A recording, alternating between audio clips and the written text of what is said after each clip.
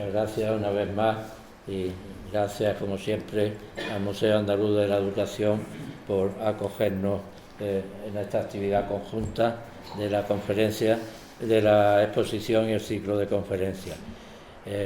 Saludo a todos, bienvenidos. Es para mí un honor y una gran satisfacción presentarle hoy al profesor Antonio Heredia Bayona. Es licenciado y doctor en Ciencias Químicas por la Universidad de Málaga y luego realizó estudios postdoctorales de investigación en Estados Unidos en la Universidad Estatal de Michigan. Desde el año 1979 ha desarrollado actividades docentes e investigadoras en nuestra Universidad de Málaga, en donde desde el año 2002 es catedrático, como en la actualidad, de Bioquímica y Biología Molecular. Actualmente no solo trabaja en la universidad, sino que está incorporado en el Instituto de Hortofruticultura Subtropical y Mediterránea de La Mayora, en el centro mixto inaugurado hace poco de tantísimo nivel, que en colaboración entre el CSIC y la UMA. Sus líneas de investigación versan sobre todo sobre la cutícula vegetal, la mejora de frutos y los biopolímeros vegetales. Coordina el grupo de investigación sobre caracterización de biopolímeros vegetales de la Facultad de Ciencias. El fruto de sus investigaciones ha dado como autor o coautor de 147 publicaciones científicas, también ha creado 2 patentes y ha sido investigador principal de 15 proyectos de investigación financiados con fondos públicos y privados. También fruto de su actividad docente o magistral es la dirección de 15 tesis doctorales y ha formado parte durante varios años de la Comisión Nacional de Acreditación de Catedráticos de la ANECA. En la actualidad desarrolla el puesto de vicedecano de Extensión Universitaria y estudiante de la Facultad de Ciencias y también es el presidente de la Comisión de Garantía del Código Ético de la Universidad y miembro de su Consejo de Gobierno. También tenemos la suerte de que es académico de número de nuestra Academia Malagueña de Ciencias desde el año 2022 y desde este pasado lunes es coordinador de la sección de Ciencias, Matemáticas, Físicas y Naturales de la misma.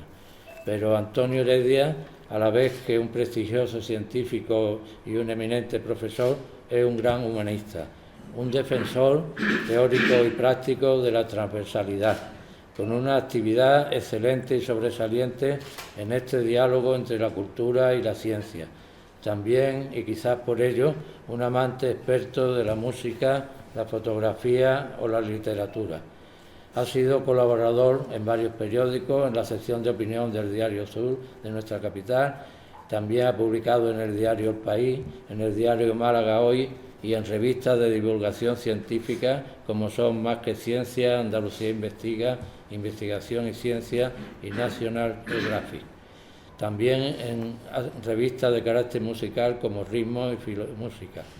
Es coautor del libro Carta a una joven promesa, editado por Spicum de la Universidad de Málaga en el año 2013. Y hasta el año 2011 ha coordinado, fruto de esta actividad extrauniversitaria, aunque relacionada con ella, un ciclo de conferencias anual de divulgación de ciencia y tecnología que fueron patrocinadas por el Ayuntamiento de Málaga y el Ministerio entonces de Educación y Ciencia. Fruto de su labor periodística o escritora es el Premio Perico, forma parte del Consejo Editorial y fundador de la revista cultural de la Universidad de Málaga llamada Paradigma, que actualmente tan acertadamente dirige.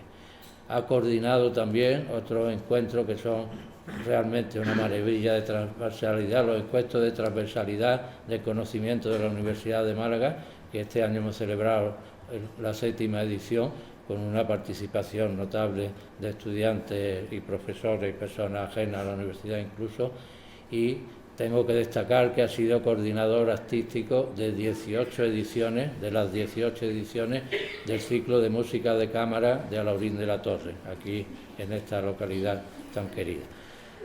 En una información que preparó él para la Noche de los Investigadores, de la que es colaborador habitual también, afirmaba: desde pequeño sentí una gran curiosidad por los fenómenos naturales.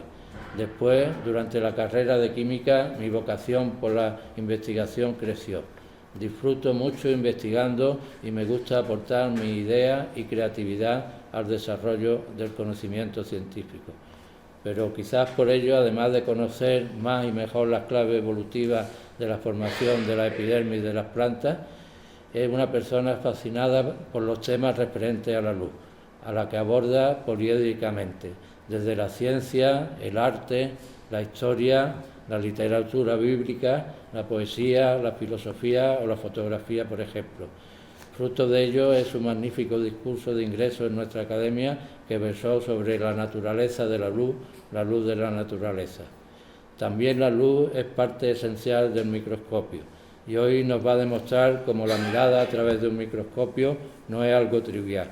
Nos va a describir cómo la historia del desarrollo de la microscopía a partir del siglo XVII llevó consigo una paralela, creciente y a veces poco conocida actividad intelectual de estos primeros observadores e investigadores, en orden a sistematizar y hacer rigurosas las conclusiones de las observaciones que obtenía.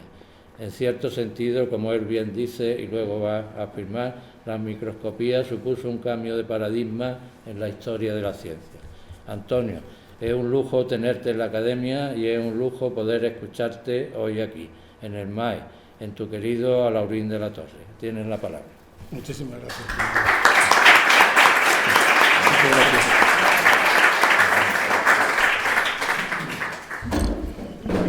Muchísimas gracias, Fernando, por esa cariñosa presentación. Para mí también es realmente muy emotivo y un honor estar aquí esta tarde delante de este público en el cual, como he dicho hasta 5 minutos antes que no he visto a los estudiantes jóvenes, he dicho, bueno, pues esto va a fallar mucho, por una sencilla razón, pues porque el discurso que tengo dirigido está pensado en ellos. Si no, déjenme 35 o 40 minutos y lo comprobarán, pero está pensado en ellos, no está pensado en los mayores, a los cuales quiero mucho y les animo muchísimo que estén aquí. Está pensado también en vosotros, por supuesto, pero que me faltaba la presencia de esta juventud esta tarde aquí, por supuesto que sí. Y agradezco mucho que estén por aquí y especialmente a Isabel, que seguro que lo ha promovido y traído desde Málaga, quiero recordar, ¿no? Muchas gracias. Bueno, como estáis viendo, ¿por qué no a tutearos? Creo que es más cómodo. Álvaro, esta tarde aquí, quiero sentirme cómodo con todos los que estamos aquí. El título está más que claro, es la mirada a través del microscopio. Incluso alguien me preguntó esta mañana que, bueno, ¿qué es lo que va a ver? ¿Es que va a haber después algo práctico, es decir, va a enseñar cómo se mira y vamos a hacer unas prácticas, etcétera? No vamos a hablar de eso. No vamos a hacer eso, quiero decir. Vamos a hablar mejor de cómo va la mirada en el microscopio. Bien, de entrada esta breve cita, bastante conocida, de Leonardo da Vinci, que todos sabemos de quién es, que decía que estudia la ciencia del arte, estudia el arte de la ciencia, desarrolla un sentido y sobre todo aprende a ver. Creo que una cita que viene muy bien para este comienzo de la charla. Vamos a ver, está claro que vivimos en un mundo de imágenes, muy claro. Imágenes que evidentemente fruto, captamos esas imágenes porque tenemos un órgano, la facultad de ver, de la visión, que es un producto realmente de nuestra evolución química y biológica, no cabe duda. Y a través de esa visión, de esa facultad de ver, pues vemos imágenes, pero imágenes que nos provocan ideas y sensaciones. Esta cita que hay ahí del filósofo alemán Walter Benjamin nos dice algo sobre ello. Nos dice que la idea mental es una mónada, es como decir, es una unidad, algo monotemático. Esto significa que cada idea contiene una imagen del mundo. Y el objetivo de la presentación de la idea no es nada más y nada menos que formar abreviadamente esa imagen del mundo. Parece un juego de palabras, pero realmente es una cita donde significa muy bien la relación idea-imagen. La palabra imagen procede del latín imago, como está escrito ahí también en la diapositiva, que significa sencillamente tener presente algo que no está. Y nuestra Real Academia Española, el diccionario de nuestra Real Academia Española, que es muy lacónico la mayoría de las veces y muy austero, cuando ponéis la palabra imagen nos dice inmediatamente representación figurativa de una cosa y se queda ahí. Bueno, pues vamos a hablar sobre todo esto. Vamos a ver, de entrada les voy a exponer 5 fotografías, voy muy rápido evidentemente, una detrás de otra, igual que cada uno de los presentes, pues de alguna forma la incorpore y vea qué es. Primera fotografía, segunda, tercera, cuarta y quinta. Es evidente, quiero pensar, que todos los que estamos aquí no han tenido ningún problema en reconocer lo que se estaba en estas fotografías, con más o menos precisión, pero ningún problema. Por ejemplo, esta última que está aquí, todos sabemos que es un pájaro, un ave, vamos a decirlo. Probablemente muchos reconozcan que es un mochuelo común, un mochuelo europeo, fotografiado aquí en las afueras del pueblo. Si vamos hacia atrás, esto es un campo de amapola, de esta misma primavera pasada. Esta un poco más crítica, pero es el vuelo rasante de un pájaro, de un ave, sobre una superficie de agua, sobre una laguna. Está tomada con un tiempo alto, por eso aparece toda esa imagen que aparece ahí, pero es un pájaro volando, en el mejor de los casos. Un arco iris, que todos habréis reconocido, sobre la ciudad de Málaga. Fijaros la chimenea que hay a la izquierda justo, pues está indicando que está sobre el paseo marítimo aproximadamente de nuestra Málaga. Y esta, bueno, también un poquito crítica, pero es un amanecer. El mar está al fondo, se ve un árbol, se ve un camino que parece que se pierde al fondo, ¿verdad? Bueno, volvamos hacia todas ellas para decir varias cosas sobre estas imágenes. Efectivamente, no ha habido problema por parte de nadie de los que hemos representado aquí, ¿verdad? Todos sabemos, además, hay que mirar esa figura, esa imagen que hay ahí, que todos sabemos que la visión es que realmente ver nuestro cerebro, porque toda la información pasa por nuestro ojo. Hay una serie de mecanismos químicos, algunos biofísicos, otros, y hay unas señales eléctricas que van al córtex de nuestro cerebro, la parte que hay justo detrás, y ahí es donde se almacena, se procesa toda la información de nuestra visión. Lo que sí está claro es una cosa, y es que vemos así, muchos de los que estamos aquí tenemos ya una edad, algunos son mucho más jóvenes, porque evidentemente desde pequeños, desde bebés, tenemos una experiencia visual temprana y nuestro cerebro va desarrollando poco a poco los mecanismos neuronales precisos para aprender a ver, porque se aprende a ver. Ocurre que evidentemente crecemos y no nos damos cuenta de ello, pero ya desde los niños, desde bebés, desde pocos meses, hay mecanismos neuronales, algunos son muy complejos y que de alguna forma nos facultan de la posibilidad de poder ver. El cerebro construye, clasifica, compara imágenes. Por eso cuando vemos inmediatamente, por ejemplo, un árbol, es porque hemos visto miles de árboles a lo largo de nuestra vida, miles y miles de árboles, y nuestro cerebro, en una fracción de segundo, pues identifica eso como un árbol, o como un camino, o como un pájaro, por decirlo de una forma, volando o no volando. El mecanismo estereopar, es decir, la visión por los dos ojos, la profundidad de campo, el color, el brillo, la imagen en movimiento, estoy hablando de vídeo en este caso, son facultades que todos tenemos incorporadas porque realmente nuestro cerebro ha desarrollado los mecanismos precisos para todo esto. Y todo va muy bien. De hecho, cuando algo va mal, por ejemplo, cuando hay estrabismo, que todos sabemos lo que es, pues evidentemente la profundidad de campo se ve muy mal y además hay dificultad en la visión. Y también casos ya dramáticos, que están muy bien recogidos en la literatura, sobre todo médica y psicológica. Personas que nacieron ciegas y por alguna razón recuperan la vista, más que recuperar, empiezan a ver a lo mejor a una edad de la adolescencia o ya mayores. Es terrible, por lo visto, la experiencia de esas personas.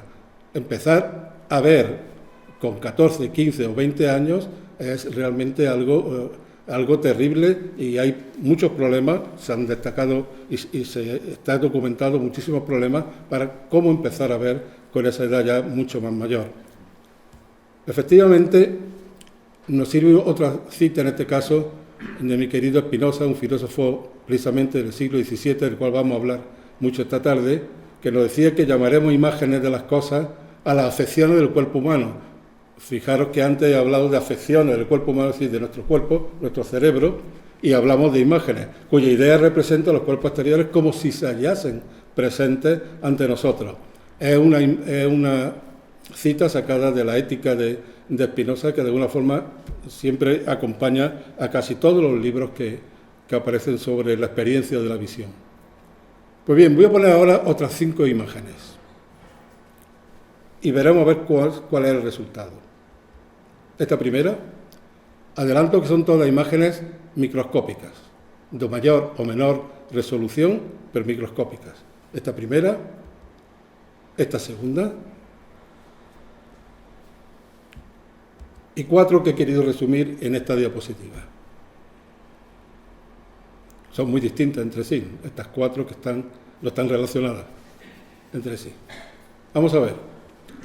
Estoy seguro que algunos de los que están aquí sentados sí reconocerían algunas de estas imágenes, o casi todas las que yo he puesto son imágenes microscópicas, abiertas, pero muy probablemente, sobre todo los más jóvenes, y los miro a ellos, pues no sabrían decirme muchísimo o casi nada de alguna de esas imágenes. Creo que no me equivoco en absoluto. Todo lo más, si atendisteis a la última charla de la profesora Adelaida de la Calle y también la anterior que fue del profesor Becerra, que está aquí con nosotros esta tarde, pues reconoceríais probablemente esta que está en la parte de abajo a la derecha. No puedo señalar aquí mejor, que es un entramado neuronal, se ve clarísimamente y probablemente algunos lo habrán identificado. La que está a su izquierda, abajo a la izquierda, es, no sé si alguno lo habrá visto en algún libro, estoy hablando de los jóvenes sobre todo, pero un cloroplasto de las plantas, un cloroplasto donde se ve perfectamente la grana, ahí totalmente apilada, que es donde se da la función, la fotosíntesis, que es una de las funciones, digamos, primordiales en nuestra biosfera, que es la transcripción de energía luminosa y energía química, nada más y nada menos. La que hay arriba a la derecha es muy bonita, por cierto, es una iridiscencia de pequeñas escamas, pues de la ala de una mariposa. Iridiscencia fluorescente, como están viendo, porque se ven multitud de colores, se ven colores azulados, algo violáceos, marrones, anaranjados, etcétera, etcétera. Es la iridiscencia de alas de una mariposa. La que hay arriba a la izquierda, es muy familiar para mí, es un corte transversal de la epidermis, la piel si queréis, de un fruto de tomate, de lo que tenemos todos en casa y comemos prácticamente casi todos los días. Es un corte micrométrico de fruto de tomate. Lo que se está viendo ahí de un color amarillento es realmente la última parte de esa epidermis, lo que llamamos la cutícula, y que antes Fernando Orellana ha comentado. Esta de aquí, voy hacia atrás, es una fotografía de alta resolución de microscopía electrónica de transmisión de la epidermis de un alga roja.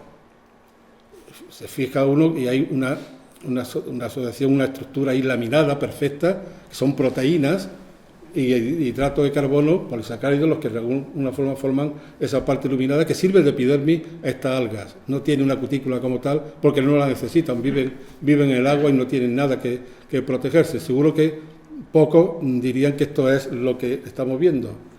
Y esta última, que fue la primera antes, es una muy querida para mí. No sé si de alguna forma intuyen lo que puede ser.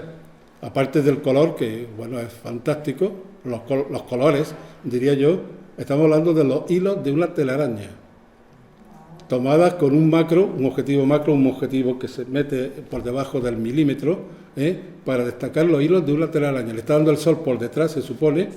¿Y por qué esos colores? Que las telarañas sí brillan, si habéis visto alguna vez, brillan, pero sacan estos colores. Y es porque la estructura, algunos de los que estáis aquí estáis estudiando ya cosas de biología y de química, ¿verdad? La estructura de las proteínas de la seda, la sedoína, tiene una estructura con unos dominios cristalinos que son como pequeñísimos, microscópicos cristales que dispersan la luz dependiendo de la orientación con que le llega. Por eso vemos dispersión de luz roja, violeta, azul, estamos viendo amarillenta, anaranjado, depende de dónde le pille la interacción de la luz. Fijaros los colores tan maravillosos que saca una telaraña que a veces da pavor, ¿no?, a mucha gente siquiera acercarse o tocarla. ¿Por qué viene, a colación de qué viene todo esto? Pues porque realmente muchos de los que estamos aquí probablemente se han acercado a esa fotografía, no digo a todas, pues con la mirada de un niño. En este caso es mi nieta, mi nietecilla, Carmen, ahí medio jugueteando, porque no puede ser de otro modo, con la edad que tiene, con un microscopio. Y realmente es como si nos hubiésemos aproximado como la mirada de un niño, porque realmente para descifrar lo que acabamos de ver, algunas sobre todo, pues hay que aprender a ver y mirar como vamos a ver. Vamos a irnos al siglo XVII, que ya el profesor Becerra y creo que Adelaida también en su momento habló sobre este siglo, que es donde vamos a estar casi todo el resto de la charla, en el cual el siglo XVII, en la República Holandesa, en aquel momento no era reino, era República Holandesa, quizás uno de los centros intelectuales más fuertes que ha habido en Europa a lo largo de su historia, pues ahí se desarrolló toda una historia donde iban desde los pintores, hubo un buen grupo de pintores en aquella época en Holanda, y también, por supuesto, de microscopistas, los primeros microscopistas que podemos hablar. Este señor que hay aquí es Anthony van Leeuwenhoek, es como creo que se pronuncia. Fíjense en esa palabreja latina que aparece ahí, era el lema que él escribía siempre en sus libros, en sus anotaciones, ese Dum audes ardua vinces, es si te atreves alcanzarás la cima, es lo que quiere decir esa palabreja en latín, era el lema de este hombre. Este hombre, fijaros que vivió por prácticamente 91 años, es decir, una edad muy alta para la época, por decirlo de alguna forma, y pilló prácticamente lo mejor del siglo XVII. Pues Anthony van Leeuwenhoek, entre otras cosas, estaba fascinado por la luz, sin lugar a dudas, como casi todo el reino de Holanda, la República Holandesa de la época, y diseñó, y creo que ahí sí, mi compañero Pepe Becerra lo hizo en su momento, diseñó este microscopio, que parece todo menos un microscopio, o por lo menos un microscopio al uso, de lo que todos tenemos en nuestra cabeza cuando hablamos de un microscopio. Ahí tenemos un instrumento que no es demasiado grande, que si se dan cuenta está lleno de tornillos de enfoque, de palometas para desplazar más o menos, pero la parte importante está en la parte de la izquierda, como están viendo. Hay una puntita ahí donde se pone el material biológico, el líquido, el fluido, un trocito de una planta, un trocito de piel, de animal, de un órgano animal. Hay una lente, como están viendo, hay una lente. Los holandeses eran muy buenos en óptica y tenían muy bien las lentes y el ojo, como están viendo por ahí, y que se acercaba a través de esa lente al material biológico, al material que se quería ver. Así es como este hombre diseñaba su experimento y utilizaba el microscopio, enfocando, separando un poquito más la distancia, etcétera. La calidad de la imagen, ¿de qué dependía? Pues de la calidad de la lente. Si estaba muy bien tallada, evidentemente, pues se podía conseguir pues realmente pues cosas realmente interesantes. Está descrito, o por lo menos he recogido, que en algunas lentes puestas en este microscopio llegaba hasta 266 aumentos, que están muy bien, realmente bien para la época, por decirlo de alguna forma. Y además, un dato curioso, se tienen contabilizados que existen hoy día 566 microscopios como este. La mayoría de ellos ahora en el Reino de Holanda, lo cual quiere decir, no es que hubiese 566 microscopistas de la época, sino que la sociedad holandesa se interesaba mucho por la ciencia y como curiosidad compraba este tipo de artilugios para ellos pues, ver sus cositas, etcétera, etcétera. Una sociedad muy avanzada en el siglo XVII, sin lugar a duda. Pero ¿qué es lo que veía Leeuwenhoek? Pues para Leeuwenhoek realmente la cosa al principio no le tiraba demasiado bien, porque él veía algunos fluidos, por ejemplo, un poquito, una gotita de agua de un charco, fluidos corporales nuestros, trocitos de plantas, y él dibujaba a mano, por supuesto, todo lo que él estaba viendo, todo lo que ensayaba y veía. Pero la mirada de Leeuwenhoek al principio, y él lo destacaba en sus notas personales, era que había descubierto un mundo nuevo, un mundo desconocido e incomprendido, porque no comprendía realmente lo que estaba viendo. Ahí donde vamos y de alguna forma nos unimos a lo que hoy he dicho antes, sobre todo refiriéndome a los jóvenes o a mi nietecilla, si queréis, que realmente la mirada que hacía Leeuwenhoek era que no sabía lo que estaba viendo, no sabía nada de lo que estaba viendo. Pero tenía, por supuesto, el interés de seguir hacia adelante, intentar ver, comprender lo que hay. Era la mirada de un niño realmente la que tenía Leeuwenhoek ahí. Tenía que aprender a ver, él lo tenía muy claro, tenía que aprender a ver. ¿Y cómo aprendió a ver Leeuwenhoek? Bueno, aquí tenemos otro grabado donde aparece un resumen de muchas de las cosas que él dibujaba. Aquí aparecen pues algunos microorganismos que aparecen en los charcos, en fluidos, algunas cositas de tipo vegetal también aparecen por aquí. Espermatozoides también, como están viendo, tenía una clasificación de espermatozoides de mamíferos tremenda y él los clasificó según los describía, etcétera. Pero claro, él se sentía realmente solo en la tarea. Leeuwenhoek, que vivió prácticamente todo el siglo XVII, como estamos viendo, y parte todavía del siglo XVIII, pues necesitaba a alguien que lo orientara, por decirlo de alguna forma. ¿Y cómo fue su orientación? Pues no sé si se conoce esta historia. Pues su orientación fue en las Islas Británicas, en Inglaterra, en la Inglaterra de la época, la Royal Society, que se fundó justo en este siglo. En el año 1676 se fundó la Royal Society, la fundó el rey Carlos II de Inglaterra en aquella época. A ella la fundó junto con científicos, vamos a llamarle así, de la época, como Robert Boyle, y alguno más que voy a nombrar casi inmediatamente, muy famoso. Y esta sociedad lo que tenía ha sido de los más rigurosos desde el punto de vista científico. Todavía hoy existe la Royal Society, existe, ponéis en Google y ponéis Royal Society y os lleva a una página realmente fantástica, buenísima, donde viene de todo. De hecho, todavía hay 100 y pico de revistas, de publicaciones que la Royal Society sigue publicando, muchas de ellas de química, de biología, de filosofía, de naturalismo. Charles Darwin escribía mucho ahí, por ejemplo, en esta revista, y todavía hoy sigue viva la sociedad. Ese es el escudo de la Royal Society, como están viendo en la diapositiva. Fíjense o fijaros en el lema, Nullius in verba, que lo podemos traducir como nada se sostiene basado en la palabra. Es una purísima descripción del pragmatismo inglés. El pragmatismo inglés, que no viene de ahora, sino que viene desde hace muchos siglos. Los ingleses querían hechos, experiencias, hechos experimentales demostrables, no que se describiera solamente en palabras, sino que hubiese algo que soportara estos hechos y esto que se estaba refiriendo. Pues adivinen qué es lo que pasó con Leeuwenhoek. Pues tuvo una correspondencia de decenas, centenares de cartas, están catalogadas, están descritas todas, entre Leeuwenhoek y algunos de los componentes de la Royal Society, todos casi a finales del siglo XVII. Él enviaba sus cartas con sus diagramas, sus dibujos, indicaba sus aproximaciones, le corregían, le decían que se estaba equivocando, no le hicieron mucho caso al principio, todo hay que decirlo, pero el hombre insistió, de tal forma que al final pues lo reconocieron de alguna forma, y bueno, algunas de las representaciones de este hombre pues son icónicas, todavía se conservan en muchas revistas y libros que hablan de todo esto. Hay un personaje clave aquí.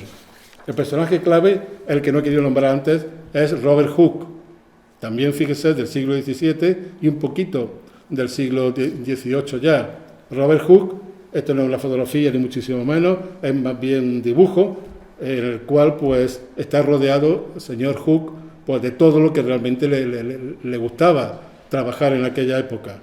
Por cierto, Robert Hooke le llaman el Galileo inglés. Es un hombre con una cabeza fantástica, un hombre muy trabajador.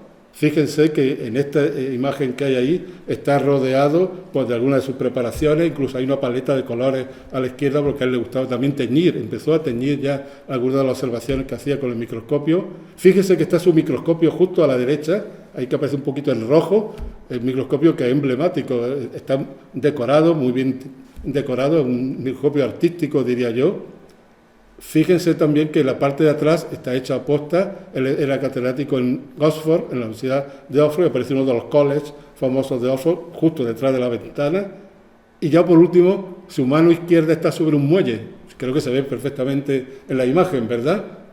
Ese muelle, lo único que nos está recordando es que Hooke también trabajó en física, y la famosa ley de Hooke es la ley de la elasticidad, que todavía se estudia en nuestros libros, en la física más elemental, y que tiene mucha aplicación, no quepa duda, en la física también y en la biofísica animal y vegetal. Robert Hooke era una persona realmente interesantísima. Yo creo que es la persona en la cual el paradigma de paso de ver a mirar, como está escrito ahí en la diapositiva, pues de alguna forma se da. Porque mirar es ver con intención.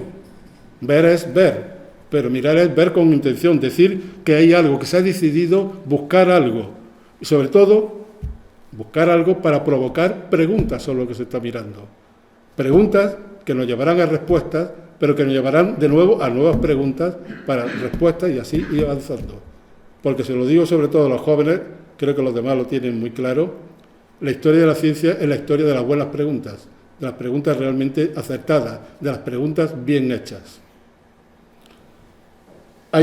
Tengo aquí también una diapositiva, se ve muy bien el microscopio famoso de Robert Hooke. Lo que aparece a la izquierda del microscopio es que tenía que iluminar las muestras, parece una llamita ahí en una lámpara de aceite, pero con una lente que dirigía la luz directamente al porta de donde estaban las muestras, y bueno, este era su microscopio. Lo que aparece en la parte superior izquierda es sencillamente pues, un trocito que creo que el profesor Becerra ya comentó, es justo verdad, que es un trocito de corcho, donde de alguna forma pues, instaura el concepto de célula. Esos pequeños agujeritos que vemos ahí son las células, son las paredes celulares realmente de un trocito de corcho, y la palabra célula, creo, si no me equivoco, pues es debida a este hombre que de alguna forma en un libro, en un tratado que ya escribió casi al final de su vida y que aparece, por cierto, lo pongo un segundo, en la imagen ese libro que está abierto, es su famosa micrografía, que recoge todos los avances que él hizo, algunos, por cierto, dicen que copiado de Leeuwenhoek, Hooke, y donde aparece toda su obra. Por cierto, ya para terminar con este señor, decirle que realmente, si no se conoce mucho más a Robert Hooke, o no se le dejó conocer su momento, es porque fue eclipsado totalmente por la figura de otro inglés de la época, Isaac Newton. Newton y Leeuwenhoek y Robert Hooke tuvieron muchas disputas. Newton era un genio, sin lugar a dudas, y al final se llevó la guerra, la ganó él, por decirlo de una forma. Destituyó a Robert Hooke de la Royal Society, él se hizo presidente durante unos años y curiosamente dice la historia que la Real Sociedad pues, se hundió totalmente bajo la presidencia de Isaac Newton. Por lo tanto, tenía un carácter realmente muy, muy malo. Vamos a hacer un paréntesis, un pequeño paréntesis. Estamos casi justo en la mitad de lo que yo quiero contar esta tarde. Y el pequeño paréntesis es hacerle un guiño no a los científicos o a los microscopistas de la época, que volveremos, por supuesto, sino a los pintores. A los pintores de la época, del siglo XVII. Ahí estaba Rembrandt, estaba Vermeer también, que es uno de los magníficos que veremos ahora realmente, pero los pintores, sobre todo de la época de Holanda, de aquella época, utilizaron muchísimo lo que se llamaba la cámara oscura. No sé si para algunos es la primera vez que lo ven. La cámara oscura es, como se indica, una cámara oscura de dimensiones variables, pueden ser tan grandes como una pequeña habitación o tan pequeñitas como una cajita, en la cual si se hace un orificio en un pequeñito, en una de las paredes, y se pone hacia la luz, hacia en este caso, un paisaje, aparece dentro, claro, siempre mirando dentro de la caja, aparece proyectado en una de las paredes de la caja, pero invertido. La pequeña luz que entra por el agujerito se ve invertido. ¿Y qué tiene de mérito esto? Pues tiene un mérito muy grande, en el sentido de que lo que aparece dentro de la caja tiene unos matices, un color, un tono, que es casi imposible verlo a simple vista. Todos sabemos que los pintores de alguna forma quieren reproducir la realidad, por lo menos en aquella época, en retratos, autorretratos, paisajes, etcétera. Pero lo que es la magia de la luz se descubrió precisamente en esta época. El descubrimiento, como tengo ahí, de textura, de tono y demás, mirando a través de una cámara oscura. El artífice, sobre todo, de la cámara oscura fue el famoso pintor Jan Vermeer, que fíjense, es también de la época, 1632, 1675, vivió bastante menos que Leeuwenhoek, que vivió 91 años, este hombre apenas, hay mal contado 40 y pocos, me parece, salen las cuentas. Vermeer, además, era vecino en la ciudad de Delft de Leeuwenhoek, eran vecinos. Por lo visto no se conocían mucho, pero al final de su vida, por lo visto interaccionaron bastante. Y de Jan Vermeer hay que decir algo simplemente rápido. Este cuadro, que probablemente lo hayan visto más de una vez, supongo que sí, es La joven de la perla, uno de los cuadros más famosos de Vermeer, en el cual se ven esos matices de luz, esas sombras. Se dice que fue realmente pintado bajo la inspiración de una cámara oscura. Realmente la sonrisa o la seducción de esa mirada es única, quizás después de la Gioconda, quizás de lo más conocido en este sentido.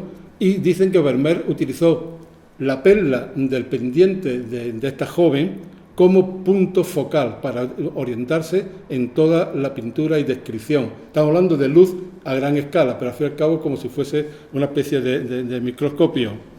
Aquí tengo dos más ya para terminar con Vermeer. Vermeer, casi todas las pinturas que tiene, si no, se pueden meter en Google y aparecen muchas de su obra, eran siempre personajes, generalmente femeninos, a través de una ventana que es la que proporciona la luz, por donde entra la luz y donde se dan todas clases de matices en lo que pinta en el interior de la casa. Matices en el suelo, matices de sombra, matices en las caras, como estamos viendo, matices en los cuadros que están colgados, incluso reflejos. Estoy hablando de la pintura de la derecha, que es mujer leyendo una carta, la de la izquierda es mujer escribiendo una carta, como estamos viendo. Es decir, la cantidad de matices que dio Vermeer es realmente alucinante. Por decir algo simplemente más, hay una especial quietud, diría yo, y ensimismamiento en casi todos los personajes de Vermeer, cuando salen retratados, por decirlo de alguna forma. Parece que están apresados en un instante de eternidad del cual no se mueven absolutamente para nada. Se puede traducir de una forma muy libre, como que hay un montón de sitios ahí abajo. Así como digo, cuando digo de ahí abajo, es en la transición que hay desde lo micro a irnos más abajo, que es lo nano. No nos equivocamos. Lo micro es que si yo tengo 1 metro y lo divido en 1.000.000 de partes, 1 millón, un metro es más o menos esto, 1 millón de partes, una micra es un trocito de esos millones. Pues si ese trocito lo divido 1000 veces, te digo una 1000.000.000ésima. Eso es lo nano. Se nos va la cabeza, evidentemente, intentando seguir esa secuencia. Pero eso es lo nano. Lo nano es un nuevo universo. Hay un montón de sitios ahí abajo, por supuesto. Hay técnicas microscópicas que nos meten en ese nano. Y ese nano no está lleno de materia, sino que hay huecos, hay espacio y hay, por supuesto, materia que interacciona o deja de interaccionar. Lo interesante de ese nuevo universo, porque es un nuevo universo, es que es donde se manifiestan las leyes de la física cuántica, sobre todo, y las leyes de las interacciones. No es que haya una nueva física, la física es la de siempre, pero donde se manifiesta más la física cuántica es a un nivel nanoscópico y donde aparecen realmente las interacciones, el efecto túnel y otras disciplinas y otras microscopías que nos han dicho, como voy a poner algún ejemplito en un minuto, que realmente la cosa, ahí abajo hay un montón de sitios, como decía Richard Feynman. Por ejemplo, disciplinas como la nanotecnología, muy en boga, pues viene realmente del estudio tecnológico de lo nanoscópico. Hay modelos, no solo hay modelos, sino que hay materiales que proceden de la nanotecnología, amparándose en investigaciones de lo nanoscópico. Y si ese material es de procedencia biológica, estamos hablando de nanobiotecnología. Hay que meterle otro prefijo, que es el prefijo bio. Un ejemplillo. Esto que están viendo ahí es un ejemplo típico de una mirada, de la cual hay que aprender, por supuesto, de lo nano. Fíjense que es una imagen 3D. En primer lugar, que tengan muy claro que esto es una imagen tridimensional. Hay un plano, que es el plano, que puede ser el plano de esta mesa, por ejemplo, que es el que aparece, que no puedo señalar, que aparece así y así, es el plano clásico, el plano XY, pero también aparece un pequeño plano Z, de altura, que se ve allí arriba a la derecha. Están viendo un pequeño ahí con numeritos, abajo aparece números en nanómetros, NM el nanómetro, pero aparece de 0 a 18, no sé si se ve, supongo que se ve, ¿verdad? Pone de 0 a 18, caramba, de 0 a 18 nanómetros. Para que se hagan una idea, una molécula de agua es 0,2 nanómetros, una molécula. Es decir, ahí caben muchas moléculas de agua, pero no muchas, no muchísimas, evidentemente.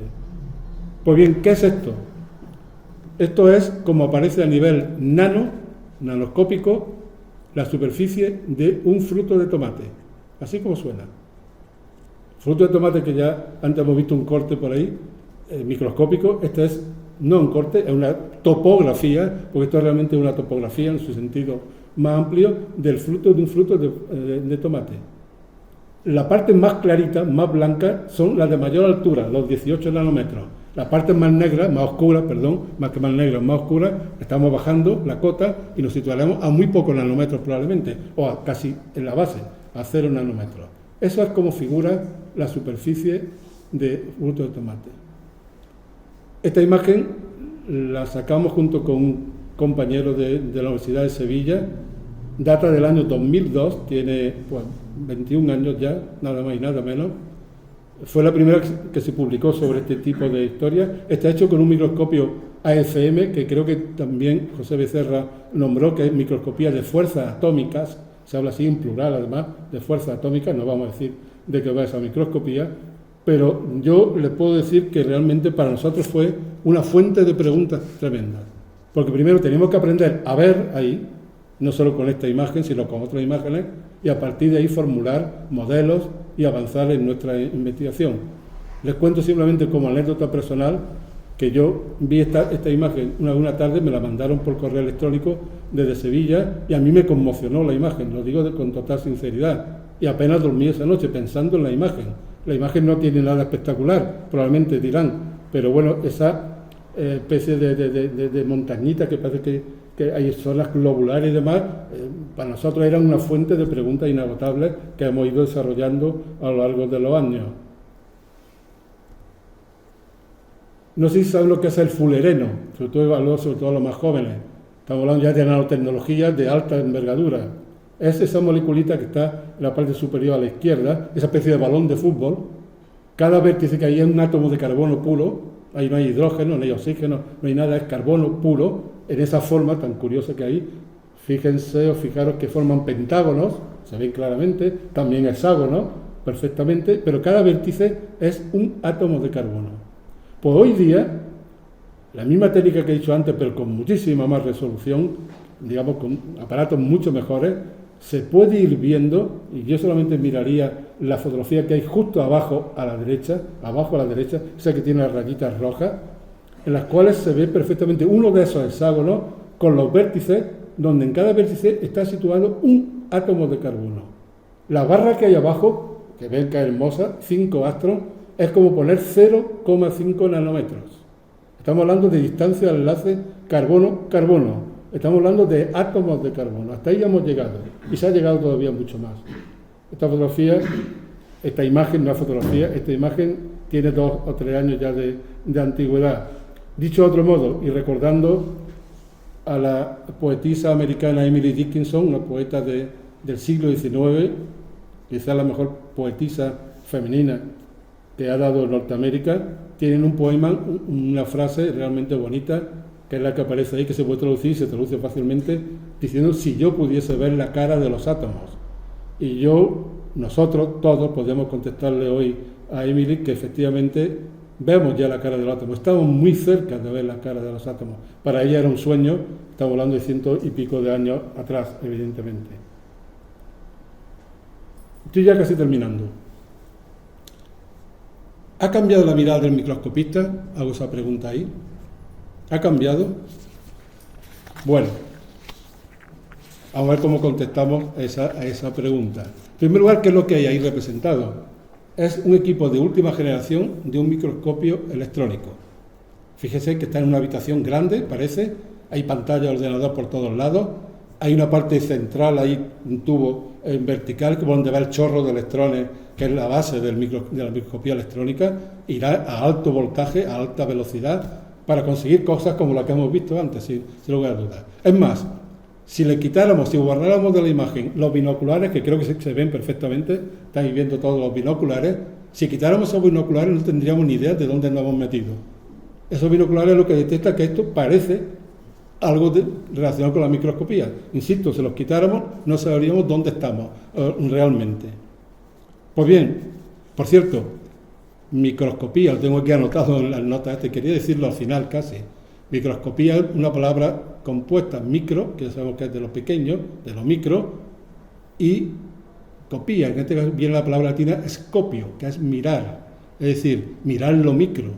la traducción de la palabra microscopía. Pero, ¿ha cambiado la mirada de microscopía? Pues a mí me gustaría, imagínense cada uno de ustedes lo que quieran en este sentido, me gustaría imaginar a la persona que se sienta en esa silla y trabaja pues todos los días echando un buen número de horas ahí. Un microscopista, será un físico, un biólogo, no lo sé, un tecnólogo, etcétera. Echará ahí muchas horas, pero creo que ese microscopista es un perfecto heredero de hombres tan señeros como, citemos por qué no, nuestro Ramón y Cajal, que invirtió horas y muchas horas, miles de horas, mirando en sus microscopios en la Universidad de Madrid y también en la cocina de su casa, donde tenía instalado uno y trabajaba, por supuesto que trabajaba fuera de las horas de trabajo. Y yo creo que también es un magnífico heredero el que se siente ahí con pasión de trabajo, ¿por qué no?, de Robert Hooke y del mismo Leeuwenhoek Hooke, sin lugar a dudas. Y digo que yo creo que es realmente un buen heredero porque tienen algo en común todo esto. Estamos hablando ya del siglo XVII y alguien que se sienta ahí que evidentemente es del siglo XXI. Y es que todos tienen, creo, en común la fascinación por el conocimiento y, sin lugar a dudas, el compromiso por el conocimiento. Eso es lo que le une realmente. Y, por lo tanto, a la pregunta, ¿ha cambiado la mirada del microscopista? Mi respuesta personal es no. Quiero pensar que no ha cambiado para nada la mirada del microscopista. 2 diapositivas nos quedan. Una es un pequeño homenaje, sin lugar a dudas, porque no sé si se han dado cuenta, seguro que sí, que el siglo XVII, XVIII, XIX, incluso nuestro Ramón y Cajal, todo lo que miraba por el microscopio no hacía fotografía con ella. ¿Qué es lo que hacía? Dibujarlo, tomar nota y los dibujaba. Leeuwenhoek, Robert Hooke y toda la saga de microscopistas hasta el siglo XX, avanzado un poquito, lo único que tenía que hacer es dibujar, que no es poco, tiene que tener un buen arte para dibujar ciertas cosas. La fotografía se incorporó ya a la microscopía ya alrededor de los años 30 del siglo pasado, claro. Llevamos, digamos, casi 100 años utilizando fotografía en los microscopios. Pero es que la fotografía viene de muchísimo más atrás. La primera fotografía que se tiene históricamente como la primera es esta que aparece ahí, del año 1838, caramba. Ya va a ser casi 200 años, no mañana, pero dentro de pocos años hará pues 200 años. Es de Louis Daguerre, del francés Louis Daguerre. De hecho, estas fotografías se llamaban daguerrotipos, no eran fotografías, durante muchos años se le llamaron daguerrotipos.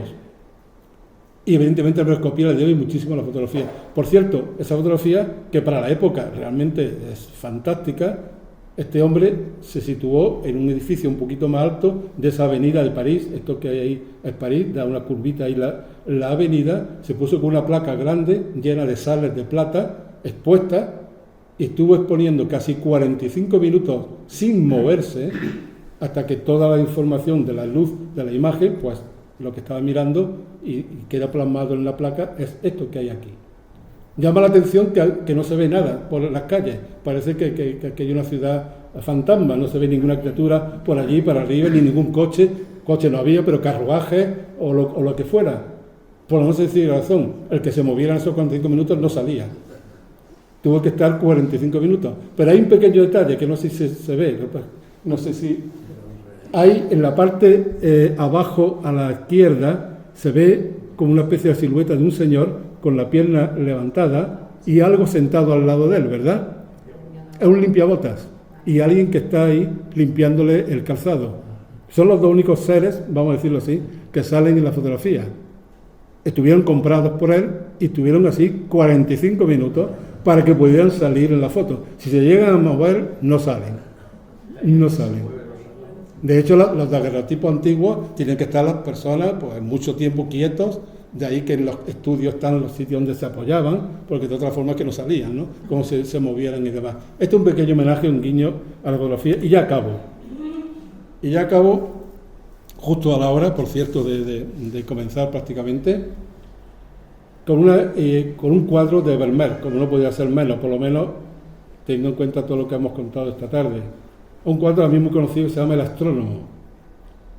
Este cuadro es sobre todo muy simbólico, por lo menos quiero ver el simbolismo de lo que les voy a contar y ya para terminar. En primer lugar, un dato anecdótico. El señor que está ahí retratado piensan los especialistas que es el propio Leeuwenhoek, que es su vecino, recordar, y lo tomó ahí en este caso como modelo. Se cree que es Leeuwenhoek el que está ahí representado, pero es un astrónomo. Típico cuadro de Vermeer, la luz entra a raudales por una ventana, ilumina el interior, hay sombras, hay colores, hay de todo. Hay un cuadro además que se ve, si se dan cuenta, hay un cuadro colgado en la pared que dicen que es dicen los especialistas, yo lo he sacado evidentemente, no se ve muy bien, que es Moisés, donde dicen los Hechos de los Apóstoles que era la persona de su época la que contenía mayor sabiduría. Es un simbolismo en este caso. Fíjese cómo este astrónomo tiene la mano derecha sobre un globo terráqueo, como diciendo, ahí está el conocimiento iluminado por la ventana.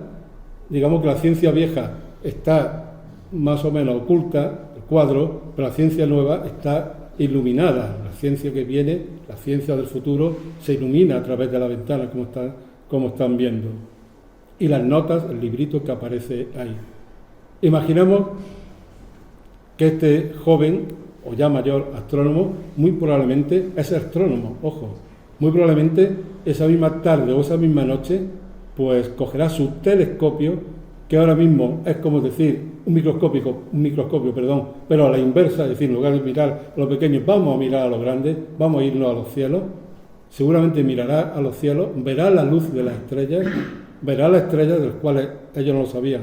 Sabemos que procedemos porque somos polvo de estrellas, sin lugar a dudas, y a mí me parece que en esa imagen puede ser, por lo menos a mí me lo parece personalmente, como un final simbólico para la charla de esta tarde.